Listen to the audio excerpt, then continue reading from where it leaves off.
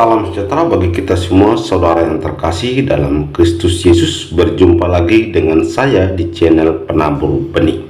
Dengan penuh rasa hormat dan empati, saya menyampaikan bahwa perjalanan spiritual seseorang adalah hal yang sangat pribadi dan mendalam.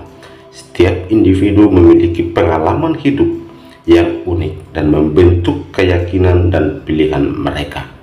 Dalam mendengarkan kesaksian seorang muslim yang memutuskan untuk berpindah keyakinan, kita juga diajak untuk memahami perjalanan batin yang penuh makna, tantangan, dan pencarian akan kebenaran menurut perspektifnya.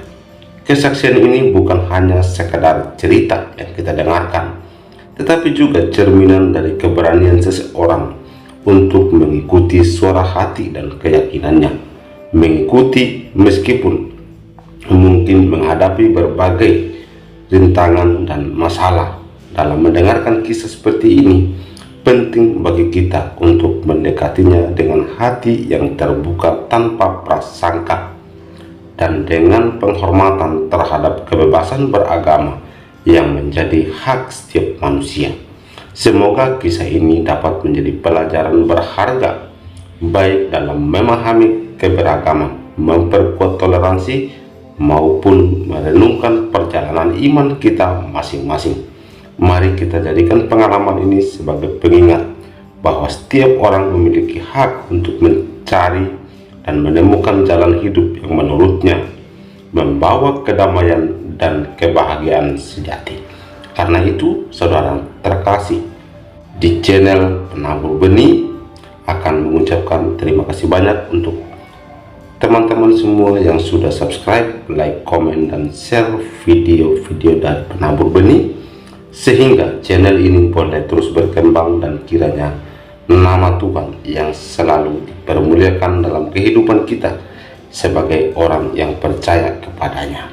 Karena itulah Penabur Benih adalah seseorang yang melakukan firman Tuhan itu kepada keluarga, kawan, dan kenalannya, serta merenungkan kasih Kristus dalam kehidupannya. Perumpamaan diceritakan dalam Injil Matius pasal 13 dan Lukas pasal 8, di mana menggambarkan Yesus yang menaburkan benih firman Tuhan ke dalam berbagai jenis hati manusia. Hati yang seperti pinggir jalan dirampas iblis, hati berbatu yang hanya sementara menerima firman, hati berduri yang terhimpit kesibukan duniawi, dan hati tanah subur yang mengerti firman dan berbuah. Makna dari perumpamaan adalah seorang penabur dan juga benih dan tanah. Maknanya, penabur melambangkan Yesus Kristus sendiri yang datang untuk menaburkan firman Tuhan tentang kerajaan Allah. Benih adalah firman atau sabda Tuhan tentang kerajaan Allah. Tanah mewakili hati setiap manusia yang menerima firman Tuhan tersebut. Tanah di pinggir jalan, benih di sini adalah orang-orang yang mendengarkan firman tetapi tidak memahaminya, sehingga iblis mengambil firman itu dari hati mereka dan mereka tidak sampai percaya atau diselamatkan. Dan juga masih banyak lagi cerita-cerita lain perumpamaan tentang tanah, dan juga tanah yang berbatu, tanah yang di pinggir jalan, tanah yang berduri, dan juga tanah yang subur atau baik. Namun ada pesan utama dari perumpamaan ini adalah bahwa penerimaan firman Tuhan sangat bergantung pada kondisi hati seseorang, dan hanya hati yang tulus dan jujur yang akan dapat memahami dan menghasilkan buah dari firman Tuhan tersebut. Mari kita menonton dan menyaksikan video berikut ini. Puji Tuhan. Selamat malam kepada saudara-saudara yang terkasih di dalam Tuhan Yesus Kristus. Nah, sebelumnya saya akan memperkenalkan nama saya dengan lengkap. Kalau tidak nama saya sampaikan dengan lengkap, mungkin tidak akan dikenal, maka tidak akan sayang. Dan seperti itu Bapak Yusuf ya. Puji Tuhan. Pada malam hari ini kami mau bercerita sedikit tentang bagaimana di dalam setiap kehidupan saya yang lama, yaitu mempercayai kepercayaan saya yang lama sebagai Muslim. Nah, di mana pada tahun 1987 yang lalu, ya, saya masih bergumul di kepercayaan saya. Setiap harinya saya juga selalu bergumul dengan apa yang kami percayai, dan di situ saya juga digembleng sama orang tua kami, ya, di mana orang tua kami itu memperkenalkan saya dan memberikan nama kepada saya itu supaya kami menjadi anak yang soleh, ya. Nah, dinyatakan orang tua saya itu sejak lahir saya diberi nama itu supaya menjadi orang yang taat kepada orang tua, menaruh harapan yang besar kepada saya supaya saya menjadi anak yang taat, ya, kepada orang tua, kepada bangsa, dan kepada Tuhan, sesuai dengan cita-cita orang tua saya itu, supaya taat kepada Tuhan. Di mana di dalam setiap kehidupan saya itu seringkali ditekan, kamu harus seperti ini, kamu harus banyak dikatakan sodakoh supaya bisa masuk surga, kan seperti itu. Nah, ketika ibu kami, orang tua kami keduanya itu memberikan nasihat-nasihat terus kepada saya seperti itu, dan akhirnya ibu kami itu juga diserang suatu penyakit yang luar biasa, yaitu penyakit kanker. Nah, dalam penyakit kanker ibu kami itu seringkali kami juga menyarankan para normal atau teman-teman kami semuanya yang kami kenal, ya, tetapi lambat laun ibu kami tidak semakin sembuh, ya, tetapi semakin parah dan semakin parah dan semakin parah. Nah, dari sinilah awal pertobatan kami, ya. Kenapa kok menjadi awal pertobatan kami? Nah, di sini ada saudara sepupu kami yang memperkenalkan kami kepada seorang pendeta. Nah, padahal kami adalah seorang Muslim, kok diperkenalkan dengan seorang pendeta, yang pada saat itu terus terang saja saya menganggap semua orang Kristen atau seorang pendeta adalah seorang yang kafir, seorang yang tidak berkenan di hadapan Tuhan. Dia adalah kami katakan adalah intipnya neraka, kan seperti itu. Nah, dari situ saya terus ditawari dengan saudara sepupu saya itu tidak henti-hentinya. Saya terus menolak dan menolak terus. Tetapi semakin lama ibu kami semakin parah. Dan akhirnya tawaran demi tawaran yang tidak pernah henti-hentinya itu kepada saudara sepupu saya itu saya terima. Ya, cobalah doakan ibu kami, kalau memang ibu kami bisa sembuh, saya mau percaya, seperti itu.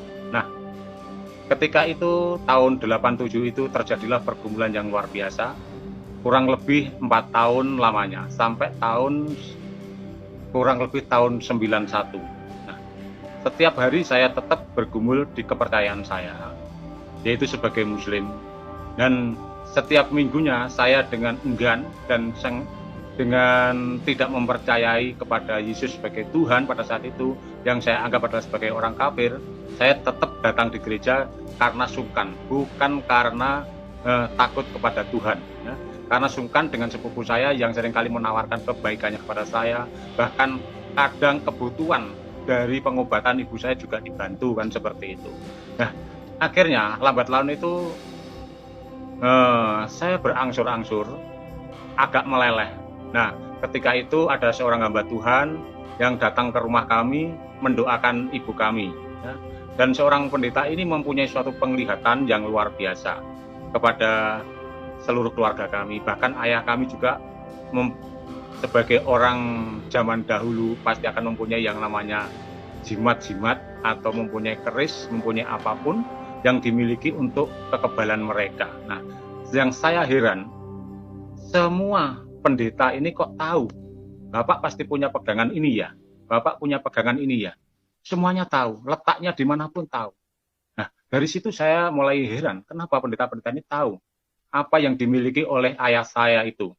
Nah, dari situlah saya mulai sedikit-sedikit mulai percaya bahwa pendeta ini kok diberi karunia seperti ini ya.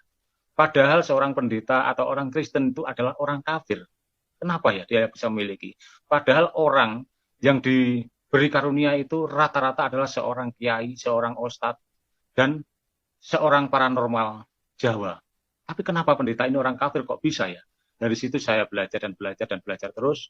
Dan ketika saya membaca suatu nas, di situ dikatakan pada tahun kurang lebih tahun 88 itu saya juga menemukan suatu nas yang berbunyi seperti ini kalau nggak salah, yaitu tidak ada seorang pun yang tidak menghampiri neraka.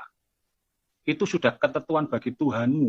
Nah, itu saya mendapatkan suatu dilema yang sangat luar biasa. Padahal saya itu mempercayai tuntunan saya itu adalah tuntunan yang paling benar, tuntunan yang diridhoi oleh Allah, kan seperti itu pada saat itu. Tetapi saya bergumul dengan luar biasa. Percuma kalau seperti ini saya bergumul, dan di sini dikatakan dengan jelas bahwa saya pasti masuk neraka kalau seperti itu, teman-teman. Nah, pada saat itu saya berpikir terus, dan akhirnya pada tahun 1 tahun kemudian itu saya langsung ke gereja dengan fokus saya mendengarkan kebenaran firman Tuhan yang disampaikan, disampaikan oleh Bapak Gembala. Saya sangat terkejut pada waktu itu mendengar firman Tuhan itu, yaitu di dalam firman Tuhan yang dikatakan dalam Yohanes 14 ayat yang ke-6. Akulah jalan dan kebenaran dan hidup. Tidak ada seorang pun yang datang kepada Bapa kalau tidak melalui aku. Itu hal yang luar biasa, membuat dilema di dalam setiap kehidupan kami, teman-teman. Di mana saya sedang mempercayai kepercayaan yang penuh ya di dalam Muslim. Tetapi di dalam Alkitab itu juga mengatakan bahwa saya harus masuk neraka. Repot, saya dilema. Sedangkan orang yang saya tuduh kafir, orang Kristen, orang yang tentunya menjadi intip neraka, ternyata di sini melalui Yesus Kristus, dia bisa masuk surga melalui Yesus Kristus, karena sudah jelas janjinya itu. Nah, di situ saya bergumul hampir lebih 2 tahun lagi, saya belum percaya penuh, dan saya terus belajar menemukan terus di dalam ayat-ayat firman Tuhan itu. Nah, di dalam firman Tuhan itu,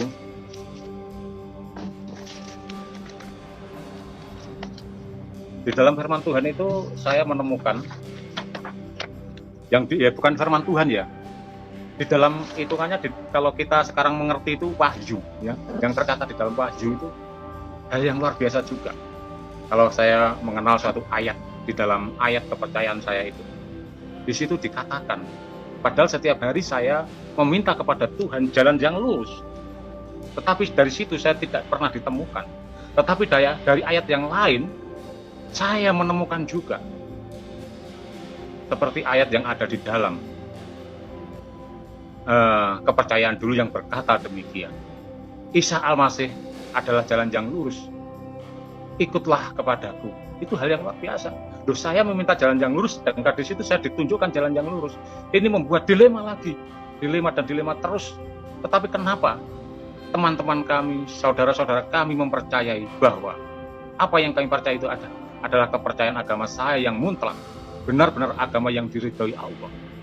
Sedangkan apa yang kami dengar di dalam gereja, ada Yesus. Setiap orang kalau tidak datang kepada Bapa, tidak melalui Yesus Kristus, tidak bisa. Apa maksudnya ini? Sedangkan di sini dengan jelas Isa Al-Masih adalah jalan yang lurus. Itu membuat saya dilema yang luar biasa.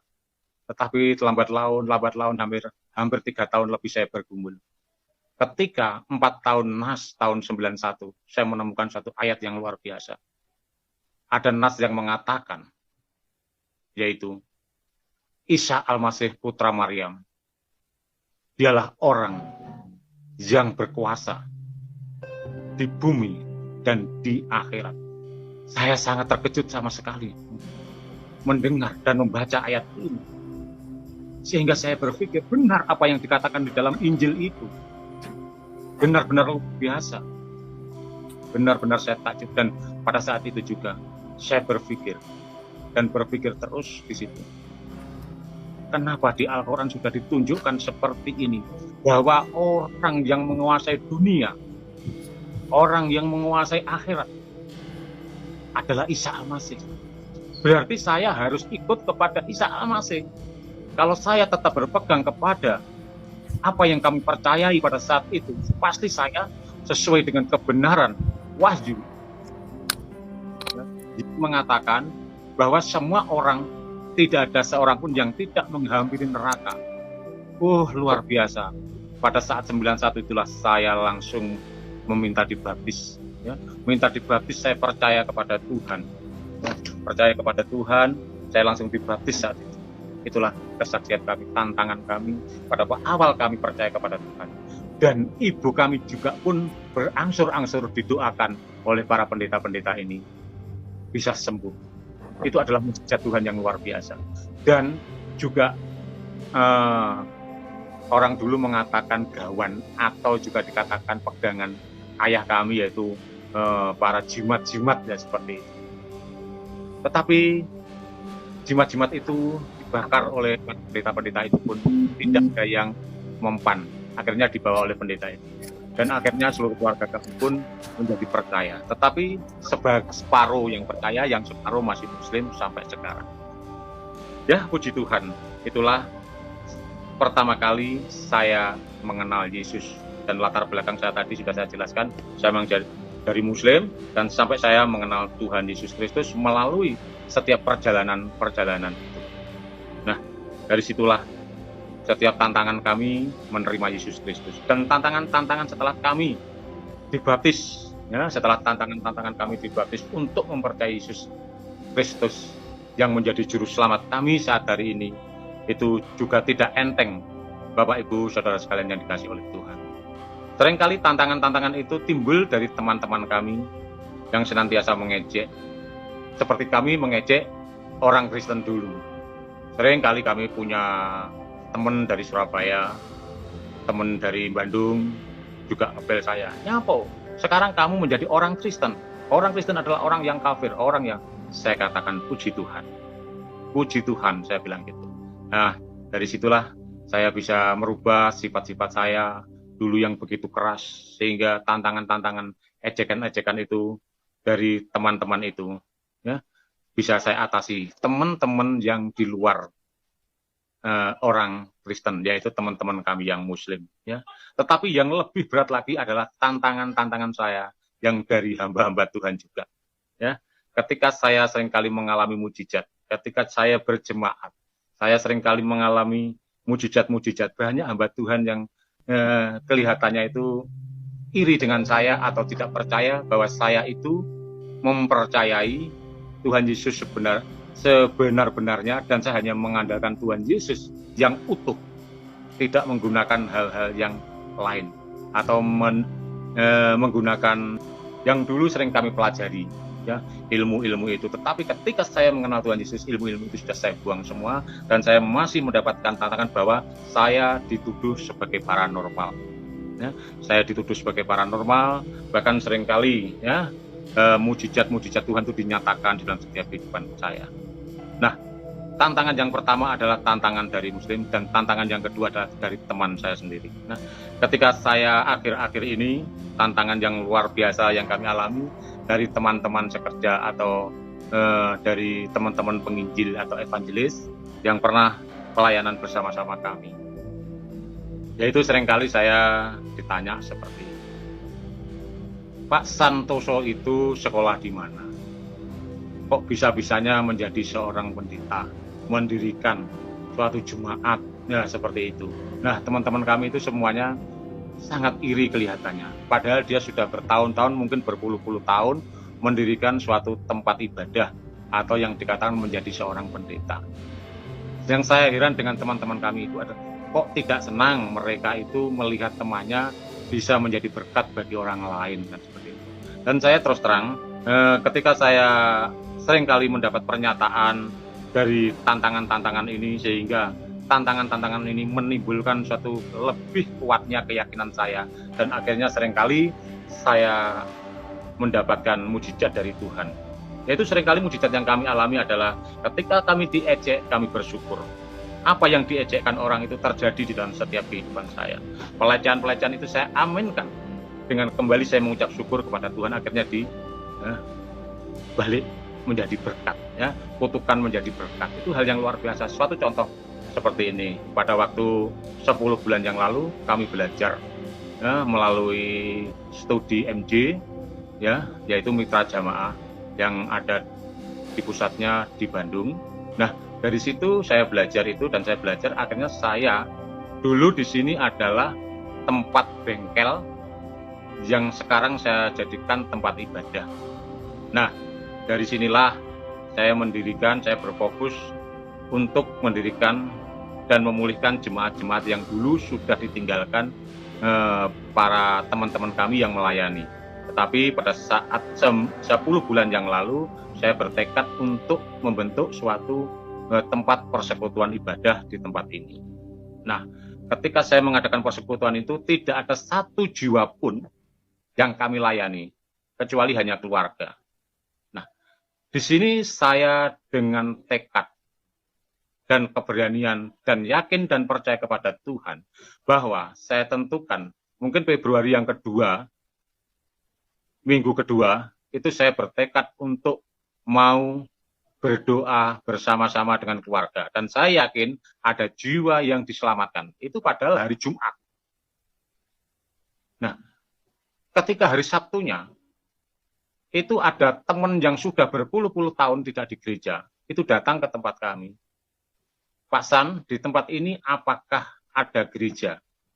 Saya kan bingung menjawab. Sebenarnya saya belum mendirikan suatu tempat ibadah. Ibadah apa? Dan di naungan apa? Kan seperti itu. Tetapi dengan kekuatan iman saya katakan, oke, di sini ada ibadah setiap minggu jam 8 pagi. Padahal itu belum saya mulai. Oke Pak, besok saya minggu akan ikut ibadah. Itu adalah mujizat yang pertama yang diberikan Tuhan kepada saya. Jadi saya sudah tidak mau lagi ya ditipu sesuai apa yang dikatakan Pak Yusuf tadi, yaitu di dalam Yohanes 10 ayat yang ke-10. Iblis kesukaannya mencuri, jangan sampai kita dicuri lagi. Tetapi inilah hal yang luar biasa. Tuhan nyatakan dengan benar-benar ketika kita tunduk di hadapan Tuhan.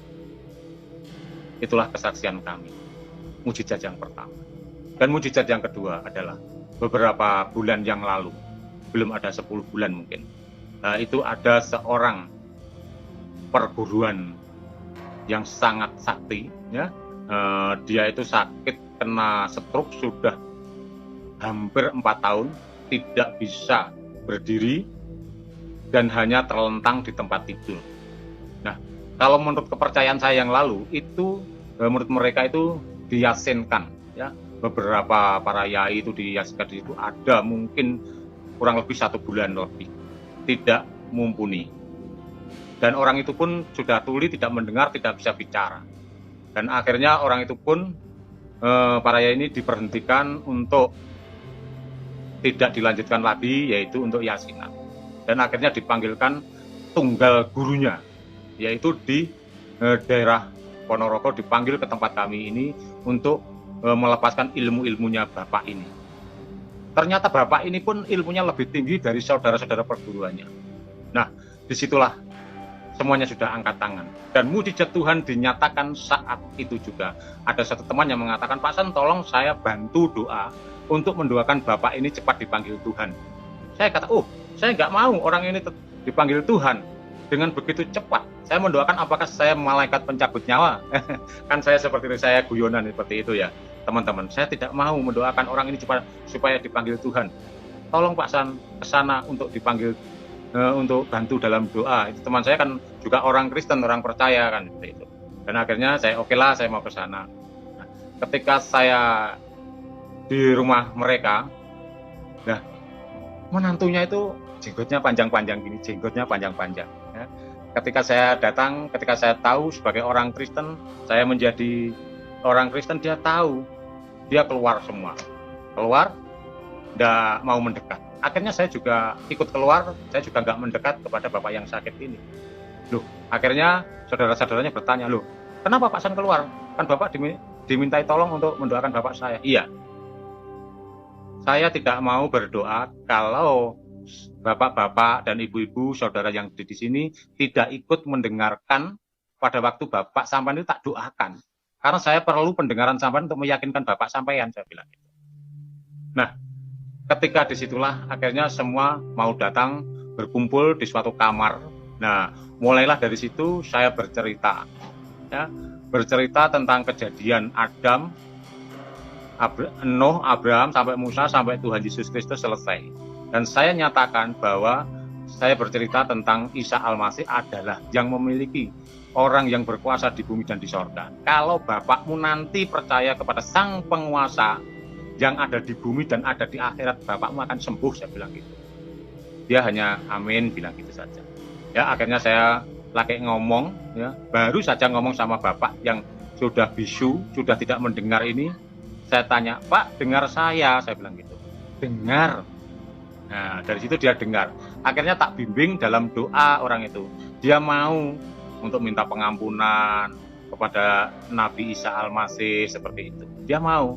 Dan akhirnya setelah kami doa selesai, nah, saya pulang kan seperti itu. Nah, besok paginya dikabari oleh saudara-saudaranya, Bapak sudah sembuh, Bapak sudah bisa makan, Bapak sudah minum kan seperti itu. Saya bilang puji Tuhan loh. Kelihatannya bapaknya sembuh itu tidak senang, saudara-saudara. Nah, ketika 1 minggu kemudian badannya sudah gemuk, makannya banyak, bisa ngomong, bisa berjalan, bapaknya meninggal. Loh, bapaknya meninggal kok senang?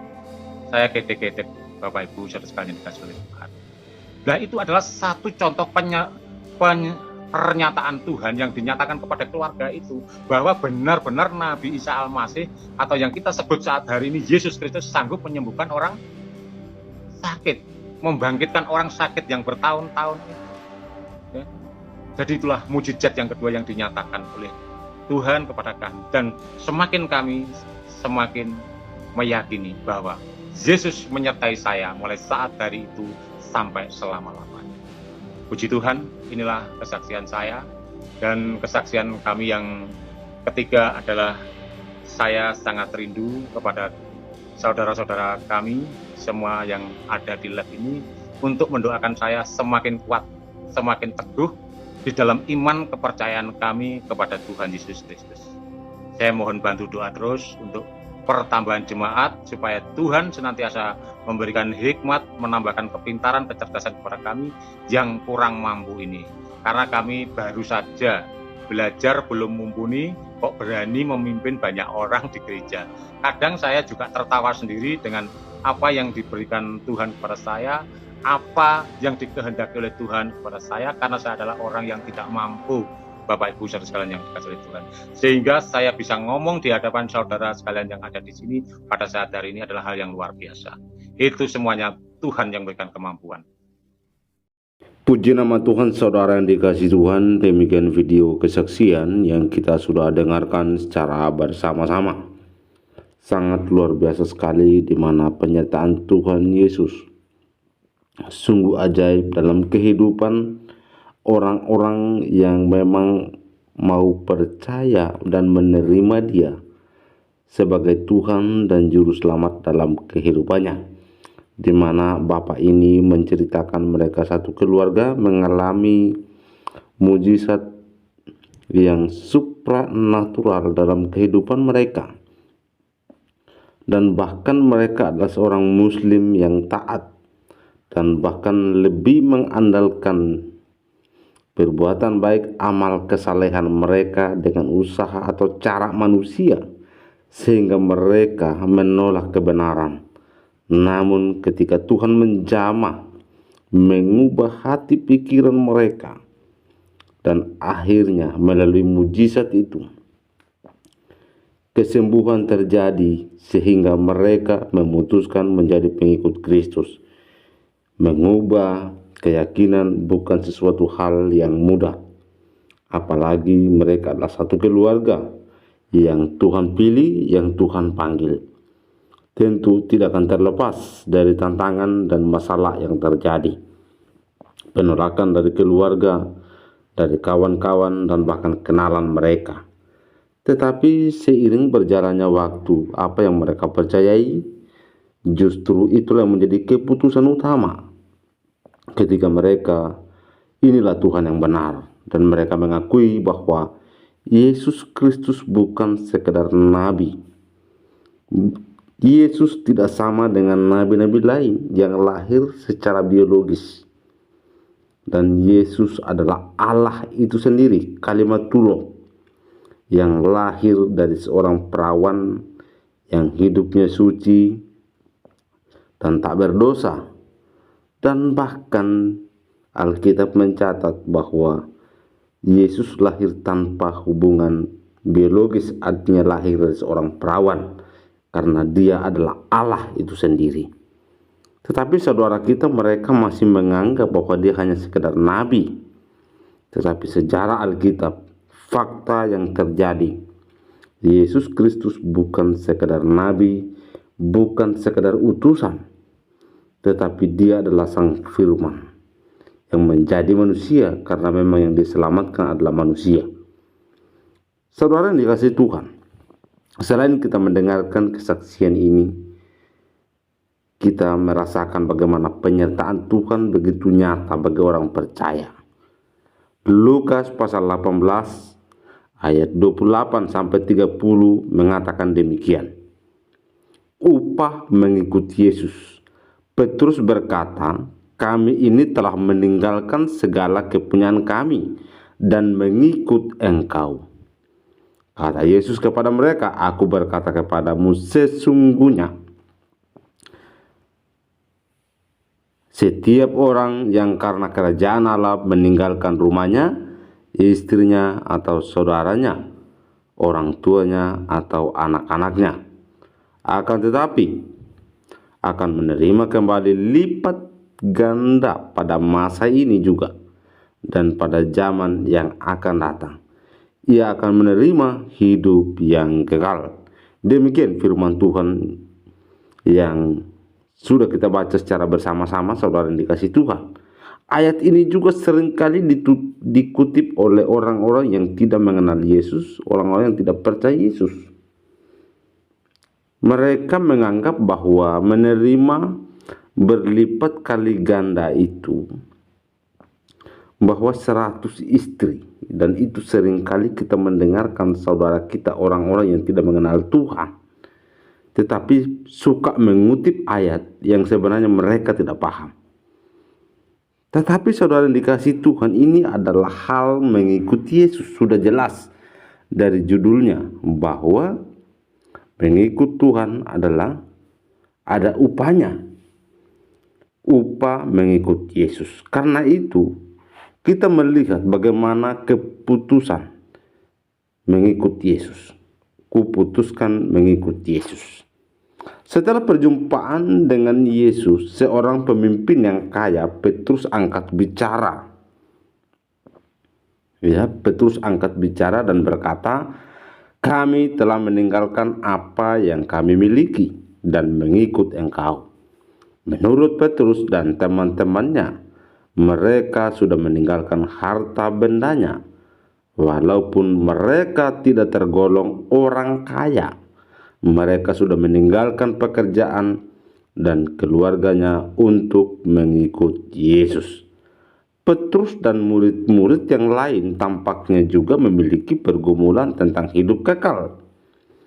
Kemudian Yesus menghibur Petrus dan teman-temannya dengan mengatakan, sesungguhnya aku berkata kepadamu, setiap orang yang karena kerajaan Allah meninggalkan rumah, atau istri, atau saudara, atau orang tua, atau anak-anaknya, akan menerima kembali berlipat ganda pada masa ini dan pada zaman yang akan datang.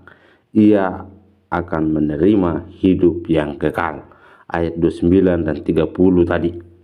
Ya, di sini sudah jelas bahwa Tuhan Yesus mengatakan dan menghibur Petrus dan kawan-kawannya, sesungguhnya aku berkata kepadamu, setiap orang yang karena kerajaan Allah menanggalkan bukan hanya keluarga, tetapi juga sahabat, kawan, kenalan, pasti kita akan tinggalkan karena mengikuti Yesus. Dan ini sudah terjadi kepada para murid Kristus. Alasan mengikuti Yesus adalah karena kerajaan Allah, bukan karena motivasi yang lain, bukan karena alasan politik atau alasan ekonomi, bukan juga karena alasan keamanan dan sebagainya. Kalau benar mengikuti Yesus itu dengan kesungguhan penuh, pengorbanan dan komitmen, mereka akan beroleh hasil yang berlipat ganda. Maksudnya mereka bukan akan menjadi kaya raya atau istri dan anak-anak mereka akan bertambah banyak, tetapi mereka akan beroleh keselamatan dan kehidupan yang kekal. Itu bukan nanti, tetapi kini dan akan datang. keselamatan, dan hidup kekal merupakan harta surga yang jauh lebih berarti daripada harta duniawi yang sifatnya sementara dan bisa rusak. Pelajaran bagi kita ketika memutuskan mengikuti Yesus, bukan hanya apa yang kita miliki yang harus ditanggalkan, melainkan di dalam diri kita sendiri ada perubahan pola pikir, kebiasaan, dan motivasi yang baru. Jadi kita harus tanggalkan semua itu, karakter, cara kerja, dan motivasi yang salah. Yesus hidup sederhana, rendah hati, dan rela berkorban, dan selalu memikirkan orang banyak. Oleh sebab itu, penderitaan adalah bagian dari hidupnya. Mengikut Yesus berarti kita ikut dalam penderitaannya, memperjuangkan kebenaran. Namun ada janji, mengikut Yesus tidak akan sia-sia. Ya, itu dia video saudara yang dikasih Tuhan dan juga perenungan. Bagaimana kalau seseorang mengambil keputusan mengikut Yesus, di mana Tuhan Yesus sudah terlebih dahulu mengatakan demikian, bahwa jikalau seseorang mengikut Tuhan, ia harus rela menanggalkan semuanya, meninggalkan kehidupan yang lama dan menjadi hidup yang baru. Tetapi ada juga pengorbanan yang kita harus korbankan, dan komitmen yang mungkin kita pikir adalah mengarah kepada motivasi yang salah. Tetapi di dalam Kristus Yesus, keselamatan dan hidup kekal merupakan harta surga yang lebih berarti daripada harta duniawi, di mana yang sifatnya sementara dan bisa rusak kapan dan di mana saja. Karena itu saudara dikasih Tuhan, ketika memutuskan mengikuti Yesus, bukan hanya apa yang kita miliki, tetapi kita harus tanggalkan semuanya itu, melainkan di dalam diri kita sendiri ada perubahan pola pikir, kebiasaan, karakter, dan cara kerja, dan motivasi yang salah. Yesus hidupnya sederhana, rendah hati, rela berkorban, dan selalu memikirkan banyak orang. Oleh sebab itu, penderitaan adalah bagian dari hidupnya di dalam mengikuti Yesus. Hidup kita, Yesus berarti kita ikut dalam penderitaan memperjuangkan kebenaran. Semoga melalui perenungan ini menjadi berkat bagi kita semua. Saya mengingatkan untuk teman-teman yang baru bergabung di channel Penabur Benih, jangan lupa mendukung saya dengan cara subscribe, like, komen, dan share, sehingga melaluinya banyak jiwa-jiwa yang diselamatkan dan nama Tuhan dipermuliakan. Tuhan Yesus memberkati kita semua.